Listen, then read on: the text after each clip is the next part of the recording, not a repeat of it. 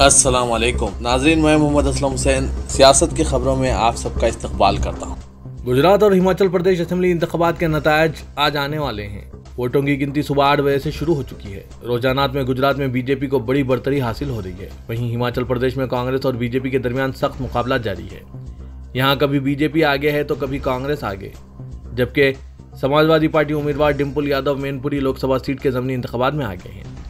Gujarat assembly इंतखाबात के अब तक के रुझानात में बीजेपी ने 150 के आंकड़े को पार कर लिया है। बीजेपी 152 सीटों पर आगे चल रही है। वहीं कांग्रेस 18, आम आदमी पार्टी 8 जबकि दीगर 4 सीटों पर आगे हैं। गुजरात के भुज से ओवैसी की पार्टी का खाता खुलता नजर आ रहा है। शकील मोहम्मद शमा यहां से आगे चल रहे हैं।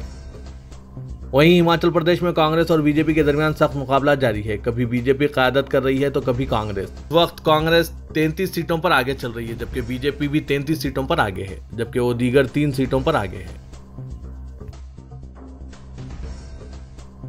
उत्तर प्रदेश में मशहूर मैनपुरी लोकसभा ज़मीनी इंतखाब के लिए वोटों की गिनती शुरू हो चुकी है। इब्तदाई रुझानात में समाजवादी पार्टी की डिम्पल यादव आगे चल रही है। अब तक पहले राउंड की गिनती हो चुकी है। डिम्पल यादव तकरीबन 17,000 वोटों से आगे हैं। सबसे अहम बात यह है कि शिवपाल यादव के हलके जसवंत नगर में डिम्पल यादव ने फैसलाकुन बढ़तरी हासिल की है। यहाँ डिम्पल को सबसे ज़्यादा वोट मिले हैं। उधर मैनपुरी में जीत की बो आने के बाद अखिलेश यादव लखनऊ के लिए रवाना हो गए हैं। हैरानकुन बात यह है कि बीजेपी के रघुराज शाक्या अपने बूथ धौलपुर पर भी पीछे हैं। धौलपुर पोलिंग बूथ पर रघुराज 187 वोटों से पीछे हैं। अब तक के हासिल करदा आदादशुमार की बात करें तो यहाँ डिम्पल यादव 16,930 वोटों से आगे चल रही है।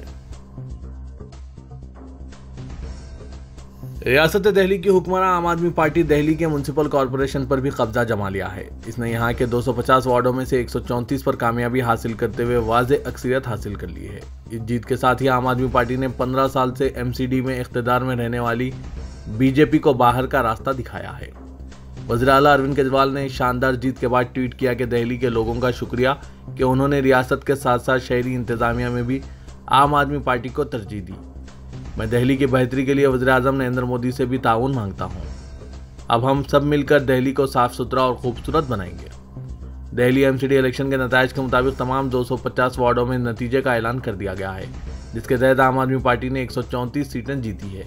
बीजेपी को 104 सीटें मिली है, जबकि कांग्रेस को सिर्फ 9 सीटों से मुतमईन होना पड़ा है और 3 आज़ाद उम्मीदवारों ने भी कामयाबी हासिल की है। दिल्ली के बल्दियाती इंतखाबात में बीजेपी को जिल्लत आमेज शिकस्त का सामना करना पड़ा है। इसका 15 साला इख्तिदार खत्म हो गया और आम आदमी पार्टी को शानदार जीत मिली है, लेकिन मुसलमानों ने आम आदमी पार्टी को वोट नहीं दिया। दिल्ली फसादात और शाहीन बाग तहरीक के मामले में मुसलमान आम आदमी पार्टी से नाराज थे। इसी वजह से मुस्लिम अक्सरियती इलाकों में कांग्रेस को कामयाबी मिली है। शाहीन बाग और जाकिर नगर में कांग्रेस ने जीत का झंडा लहराया है। जाकिर नगर वार्ड से कांग्रेस की नाजिया दानिश ने कामयाबी हासिल की है। दूसरी जानिब अबू अल फजल इनकलाब शाहीन बाग से कांग्रेस की अरीबा खान ने कामयाबी हासिल की है। वाज़ेह के जिस वार्ड में शाहीन बाग आता है इसका नाम अबू अल फजल इनकलाब है। आपको बता दें कि शाहीन बाग शहरियत तरमीमी कानून सीए के खिलाफ एहतजाज का मरकज़ बनकर उभरा था। ये पूरा इलाका मुस्लिम अक्सरियती है। एमसीडी इंतखाबात की बात करें तो यहाँ सख्त हिफाजती इंतजाम के दरमियान वोटिंग हुई है। इंतखाबात के दौरान इस इलाके में दिल्ली पुलिस नीम फौजी दस्तों के साथ साथ उत्तर प्रदेश के होमगार्ड्स को भी तैनात किया गया था। अरीबा खान ने बीजेपी के चरण सिंह और आम आदमी पार्टी के वाजिद खान को कांटेदार मुकाबले में शिकस्त दी है। बहुजन समाज पार्टी और समाजवादी पार्टी जैसी सियासी पार्टियां जिन्होंने कौमी दारुल-हुकूमत दिल्ली में 2017 बल्दी इंतखाबात में कामयाबी हासिल की थी, इतवार को मुनक़िदा एमसीडी इंतखाबात में काबिल लिहाज मुजाहरा करने से खातिर रहे। स्टेट इलेक्शन कमीशन की जानिब से जारी करदा डेटा के मुताबिक बहुजन समाजवादी पार्टी ने 1,31,770 वोट यानी सिर्फ 1.80% वोट हासिल किए। अखिलेश की समाजवादी पार्टी ने सिर्फ 988 वोट हासिल कर पाई, जबकि इंडियन यूनियन मुस्लिम लीग को 102 हासिल हुए हैं। लोक जनशक्ति पार्टी को 155 वोट हासिल हुए, जबकि असदुद्दीन ओवैसी की ज़ेर क़यादत AIMIM को 45,628 यानी आधा फीसद वोट हासिल कर पाए हैं। बल्दिया के 2017 इंतखाबात में BSP, SP और INLD के उम्मीदवारों को कामयाबी हासिल हुई थी। स्टेट इलेक्शन कमीशन के मुताबिक 784 उम्मीदवारों की एमसीडी इंतखाबात में जमानतें जब्त हो गई, जिनमें 370 आज़ाद उम्मीदवार, कांग्रेस के 188 उम्मीदवार, BSP के 128, AIMIM के 13, BJP के 10 और आम आदमी पार्टी के 3 उम्मीदवार शामिल हैं।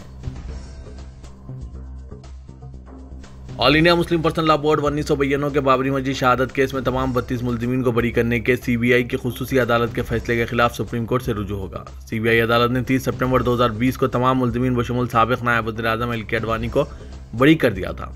अयोध्या के रहने वाले हाजी महबूब और सैयद अखलाक ने इलाहाबाद हाईकोर्ट में दरख्वास्त नजरसानी दाखिल की थी। बोर्ड के रुकने आमिला व तर्जुमान सैयद कासिम रसूल इलियास ने कहा कि बोर्ड ने अब बरात के खिलाफ सुप्रीम कोर्ट जाने का फैसला किया है। रियासत कर्नाटक में महाराष्ट्र की गाड़ियों को नुकसान पहुंचाने, मराठी बोलने वाले बाशिंदों के इलाकों में हालात खराब करने और मराठी के खिलाफ मुहिम चलाकर महाराष्ट्र के कई सरहदी गांवों को कर्नाटक में शामिल करने की कोशिशें करने पर महाराष्ट्र में सियासत तेज हो गई है। अपोजिशन की जानिब से मुतालबा किया जा रहा है कि अगर महाराष्ट्र के हालात संभल नहीं रहे हैं और कर्नाटक को मुंह तोड़ जवाब देना मुश्किल हो रहा है तो वज़ीर आला शिंदे इस्तीफा दे दें। वो अगर ऐसा ही खामोश रहें तो महाराष्ट्र तकसीम हो जाएगा। गुज़िश्ता रोज शरद पवार की जानिब से इस मामले में प्रेस कॉन्फ्रेंस में बेलगाम जाने की धमकी देने के बाद 4 जुम्मे को शिवसेना के रुकने पार्लियामेंट संजय रावत ने भी शरद पवार के साथ बेलगाम जाने का ऐलान किया और शिंदे फिडनोइस सरकार पर शदीद तनकीद करते हुए कहा कि यह नामर्दों और बेबसों की सरकार है, इनसे कुछ नहीं होगा, यह सिर्फ महाराष्ट्र को तकसीम करवाने के दर पे हैं। एनसीपी की रुकने पार्लियामेंट सुप्रिया सुले ने कर्नाटक की बोमई हुकूमत की जानिब से महाराष्ट्र के सरहदी इलाकों में बेचैनी और बेइत्मीनानी फैलाने की कोशिशों की सख्त मजम्मत करते हुए इस मामले को लोकसभा में उठाया। उन्होंने वक्फे सवालात के दौरान इस मामले पर आवाज़ बुलंद की और मरकजी हुकूमत से मुतालबा किया कि वो यहाँ मुदाखलत करें क्योंकि महाराष्ट्र की सरकार हालात संभाल नहीं पा रही है और कर्नाटक की बोमई हुकूमत बिलावजह इश्तियाल अंगेजी से काम ले रही है, इसलिए ज़रूरी है कि मरकज़ इस मामले में मुदाखलत करें। उन्होंने कहा कि मरकज़ वज़ीर दाखिला अमित शाह को इस मामले में मुदाखलत करनी पड़ेगी क्योंकि महाराष्ट्र के लोगों को निशाना बनाया जा रहा है। मुत्तहिदा अरब इमारात यानी यूएई के पासपोर्ट को दुनिया में सबसे ताकतवर सफरी दस्तावेज करार दिया गया है। आर्टन कैपिटल की जानिब से जारी दुनिया के ताकतवर तरीन पासपोर्ट की फहरिस्त में मुत्तहिदा अरब इमारात यानी यूएई का नाम सर फहरिस्त रहा। यूएई का पासपोर्ट रखने वाले शहरी वीज़ा लिए बगैर 180 ममालिक का सफ़र कर सकते हैं। आर्टन कैपिटल की जानिब से जारी बयान के मुताबिक आलमी सतह पर सफ़र की शरह में तेज़ी से इजाफा हुआ है। अब भी दुनिया को वहाँ के असरात का सामना है, मगर सफ़र करना अब बहुत आसान हो गया है। बयान में कहा गया है कि दुनिया के हर मुल्क का पासपोर्ट 2022 के दौरान ताकतवर हुआ क्योंकि ममालिक की जानिब से सफरी सहूलियात को आसान बनाकर इक़्तिसादी फ़वाइद हासिल करने की कोशिश की जा रही है। यूएई के बाद स्विट्ज़रलैंड, जनूबी Korea, Germany, Sweden, Finland, Spain, France, Italy, Netherlands और ऑस्ट्रिया मुश्तरका तौर पर दूसरे नंबर पर मौजूद है और इन ममालिक के शहरियों को 173 ममालिक में जाने के लिए वीज़े की ज़रूरत नहीं पड़ेगी। वज़ीर-ए-आला तेलंगाना के चंद्रशेखर राव ने वज़ीर-ए-आज़म नरेंद्र मोदी की मेक इन इंडिया मुहिम का मजाक उड़ाया और कहा कि गांव-गांव में चाइना बाजार कायम किए जा रहे हैं, क्या यही मेक इन इंडिया है? चीफ मिनिस्टर ने आज जगतियाल का दौरा करते हुए मुख्तलिफ तरक्याती प्रोग्रामों में हिस्सा लिया। बाद में जलसे-आम से खिताब करते हुए वज़ीर-ए-आला ने वज़ीर-ए-आज़म नरेंद्र मोदी और मरकजी हुकूमत को सख्त तनकीद का निशाना बनाया। उन्होंने कहा कि मेक इन इंडिया से कोई तब्दीली तो दिखाई नहीं दे रही है। कोरटला हॉस्पिटल के बाजू चाइना बाजार, जगतियाल में चाइना बाजार, करीमनगर सर्कस ग्राउंड चाइना बाजार में तब्दील हो चुके हैं, क्या यही मेक इन इंडिया है? मेक इन इंडिया के बाजार कहाँ गायब हो गए? गांव-गांव चाइना बाजार की तोसी क्यों हो रही है? नाखून काटने के nail cutters, shaving blades, sofa, Deepavali के पटाखे भी क्या चीन से ही हासिल किए जाएंगे? मरकजी हुकूमत आखिर किसकी हौसला अफजाई कर रही है? मुल्क में आखिर क्या हो रहा है? रियासत तेलंगाना के नए डायरेक्टर जनरल पुलिस के लिए 3 सीनियर आईपीएस ओहदेदार दौड़ में शामिल हैं। 31 दिसंबर 2022 में मौजूदा director general police M Mahinder Reddy वजीफे पर सुबुकदोश होंगे। वासूख ज़राए ने बताया कि हुकूमत ने नए रियासती पुलिस सरबराह के लिए 5 सीनियर आईपीएस ओहदेदारों के नाम यूनियन पब्लिक सर्विस कमीशन को भेजने का फैसला किया है। 1989 आईपीएस बैच से ताल्लुक़ रखने वाले ओमेश, जो मौजूदा स्पेशल प्रोटेक्शन ग्रुप के सरबराह हैं, और 1990 आईपीएस बैच से ताल्लुक़ रखने वाले अंजनी कुमार और रवि गुप्ता बरसर खिदमत हैं, लेकिन ओमेश राफ आइंदा साल जुलाई में वजीफे पर सुबुकदोश हो रहे हैं, लिहाजा इनके नाम पर यूपीएससी की जानिब से गौर नहीं किया जाने का इम्कान है। इसी तरह अंजनी कुमार, जो डायरेक्टर जनरल ऑफ पुलिस के रुतबे पर तरक्की हासिल कर चुके हैं, वो मौजूदा एंटी करप्शन ब्यूरो के सरबराह हैं, जबकि इन्हीं के बैच से ताल्लुक़ रखने वाले गोविंदर सिंह भी जारिया माह सुबुकदोश हो रहे हैं। 1991 आईपीएस बैच से ताल्लुक़ रखने वाले हैदराबाद पुलिस कमिश्नर सीवी आनंद को भी अनकरीब डायरेक्टर जनरल पुलिस के रुतबे पर तरक्की दी जाएगी। रवि गुप्ता, अंजनी कुमार और सीवी आनंद रियासती पुलिस सरबराह डीजीपी की दौड़ में शामिल हैं। रियासती व मरकजी हुकूमत की 15 साल कदीम गाड़ियों के मुतालिक पॉलिसी को Telangana state road transport corporation ने रूबा अमल लाने का फैसला किया और कहा जा रहा है कि आइंदा साल के पहले छमाही के दौरान Telangana state road transport corporation की जानिब से ज़्यादा 700 बसों को सड़कों से हटाने के इक़दाम किए जाएंगे जो कि 15 साल पुरानी हो चुकी हैं। मरकजी व रियासती हुकूमत ने माहौलियाती आलूदगी के खात्मे के लिए किए जाने वाले इक़दाम के तहत 15 साल पुरानी गाड़ियों को सड़कों से हटाने की जो पॉलिसी इख्तियार की है, इस पर TSRTC की जानिब से अमल करते हुए बसों को हटाने के इक़दाम किए जाएंगे। बताया जा रहा है कि रियासत के तमाम अजला में इस पॉलिसी पर अमलावरी को यकीनी बनाया जाएगा और इस पॉलिसी पर अमलावरी के साथ साथ नई बसों के हुसूल के इक़दाम भी किए जाएंगे। कम्युनिस्ट पार्टी ऑफ इंडिया ने गवर्नर का ओहदा खत्म कर देने का मुतालबा करते हुए एहतजाज किया, जिसके दौरान कशीदगी फैल गई। ये इल्ज़ाम आयद करते हुए कि गवर्नर मरकज़ की बीजेपी हुकूमत के हाथ में कठपुतली बन गए हैं। CPI ने गवर्नर के ओहदे को ख़त्म कर देने के लिए अपने मुतालबों पर दबाव डालने के लिए चलो राजभवन की अपील की थी। पार्टी परचम थामे हुए CPI के कारकुन नारेबाजी भी कर रहे थे और वो गवर्नर की सरकारी रिहाइशगाह राजभवन की सिमत मार्च करने की कोशिश कर रहे थे। CPI तेलंगाना के सेक्रेटरी के सांबा शिवाराव की क़यादत में एहतजाजियों ने जो प्लेकार्ड थामे हुए थे, इन पर गवर्नर सिस्टम की तनसीख, राजभवन बीजेपी के हाथों कठपुतली बन गया जैसे नारे तहरीर थे। CPI के कायदीन बशमूल C वेंकट रेड्डी और दूसरे खैरताबाद रेलवे स्टेशन पहुंचे और उन्होंने राजभवन की तरफ जाने की कोशिश की, ताहम पुलिस ने राजभवन रोड पर बैरिकेड्स नस्ब कर दिए थे, जिसके जरिए एहतजाजियों को रोक दिया गया।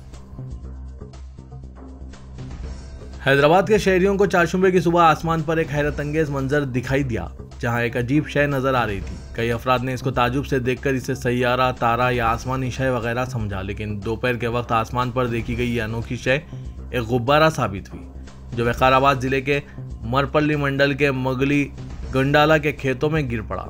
मुकामी अफराद जिन्होंने इस गुब्बारे को खेतों में पड़ा देखा था, उन्होंने बताया कि ये पैराशूट से मुंसलिक थी, जिसमें किसी किस्म की गैस भी मौजूद थी। इस गुब्बारे को देखने के लिए अवाम और किसानों की बड़ी तादाद उमड़ पड़ी।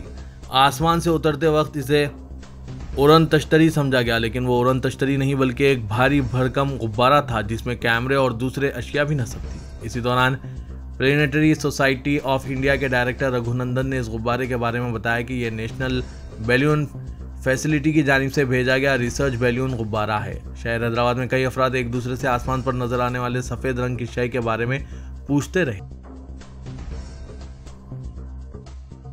इदारे सियासत के ज़ेरे एहतमाम महबूब हुसैन जिगर कैरियर गाइडेंस सेंटर वाक़ अहाते दफ्तर सियासत एबिट्स में तालीम याफ्ता बेरोजगार नौजवानों को ज़ामिन रोजगार कोर्सेज की तरबियत दी जा रही है। कोर्सेज में बिलखुसूस ऑटोकैड, टैली, GST को शामिल किया गया, क्योंकि गल्फ में एक मरतबा फिर ऑटोकैड की डिमांड बढ़ने लगी है। इसके अलावा सेंटर हाजा में दीगर पेशेवाराना कोर्सेज जैसे MS office, DTP, accounting packages, tally, GST, Revit के अलावा स्पोकन इंग्लिश की भी तरबियत दी जा रही है। सर्टिफिकेट सियासत और हुकूमत की जानिब से जारी किए जाएंगे। मज़ीद तफसीलात के लिए इदारे सियासत से रास्त या फिर इन नंबरात पर आप रब्त पैदा कर सकते हैं। फ़ोन नंबर है 9393876978 9652813994। कोर्स ख़त्म होने के बाद नौकरियों के लिए रहनुमाई भी की जाती है।